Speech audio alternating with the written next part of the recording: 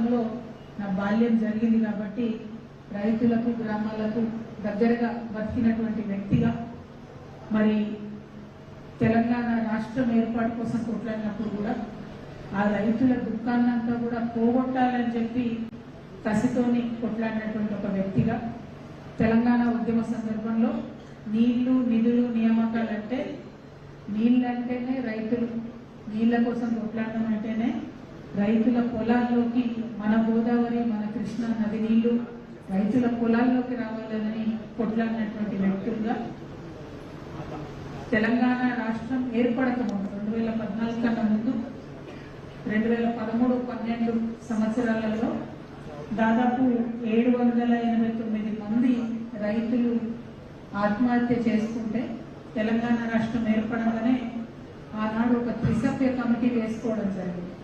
త్రిసభ్య కమిటీ వేసుకొని దాదాపుగా 400 మందికి మన ప్రభుత్వం ఆనాడు డైరెక్ట్గా మనిషికి 5 లక్షల రూపాయలు ఇస్తే మిగతా వాళ్లకు చట్టరీత్యా అనేక కారణాల వల్ల సహాయం చేయలేకపోతే 389 మంది రైతులకు మన తెలంగాణ జాగృతి నుండి 4 సంవత్సరాలు వరుసగా 2500 రూపాయలు ప్రతి నెల వారికి పెన్షన్ ఇచ్చినటువంటి ఒక సంస్థగా అంత అంతర్లీనంగా రైతుల సమస్యలను తీసుకొని ముందుకెళ్ళినటువంటి సంస్థగా తెలంగాణ జాగృతి ఉన్నది. మరి తెలంగాణ రాష్ట్రం వచ్చిన తర్వాత రైతుల కోసం అనేక మంచి కార్యక్రమాలు చేస్తున్నాం, మంచి ముందడుగు వేసినాం.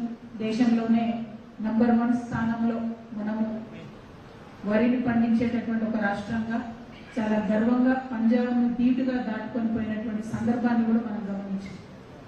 ఇంటర్నేషనల్ లెవెల్లో ఉన్నటువంటి సైంటిస్టులు అందరూ కూడా మరి అసలు టోటల్గా రైతు సమస్యలు తీరాలంటే ఏం చేయాలి, సమూలంగా రైతు అనేటటువంటి వాడికి పండించడం అనేటటువంటిది నాకు లాభం జరుగుతుందనే భావన రావాలంటే ఏం చేయాలి అని అంటే ఎంఎస్ స్వామినాథన్ గారు చెప్పినట్టుగా అనేక మంది ఇంటర్నేషనల్ సైంటిస్టులు చెప్పినట్టుగా ఇన్పుట్ సబ్సిడీ అంటే పెట్టుబడి సహాయం చేయడం ద్వారా మాత్రమే రైతులు బాగుపడతారని తెలుసుకొని మరి ఆనాడు కేసీఆర్ గారు రైతులకు రైతు బంధు అనేటటువంటి కార్యక్రమాన్ని పెట్టి ముందుకు తీసుకెళ్లడం జరిగింది.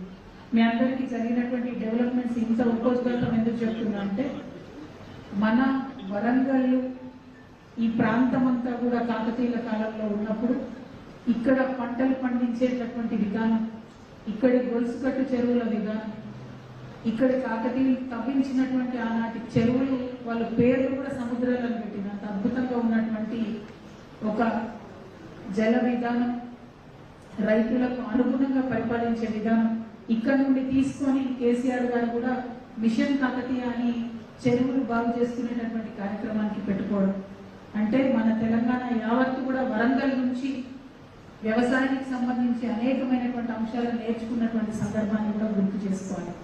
మరి ఇదే వరంగల్లో ఇప్పుడు ఉండేటటువంటి కాంగ్రెస్ ప్రభుత్వం రాహుల్ గాంధీ గారిని తీసుకొచ్చి ఇక్కడ నాయకుల మాటలు మనం ఎవరం నమ్మం కాబట్టి, ఇక్కడ నాయకులకు ఎవరికి పట్టారే లేదు కాబట్టి రాహుల్ గాంధీ గారిని తీసుకొచ్చి ఇక్కడ రైతు డిక్లరేషన్ పేరిట రైతు డిక్లరేషన్ చేయడం జరిగింది. మరి చేసినటువంటి ఆ రైతు డిక్లరేషన్లో ఇవాళ మనం ఒకసారి వెనక్కి తిరిగి చూసుకుంటే ఏమాత్రం కూడా ఫుల్ఫిల్ చేయనటువంటి పరిస్థితి కనబడుతుంది. రైతు డిక్లరేషన్ చేయగానే వరంగల్ రైతన్నలంతా కూడా ఆల్మోస్ట్ 1982 నుండి ఎన్నడూ కాంగ్రెస్కి రానని సీట్లు ఈసారి గెలిపించింది.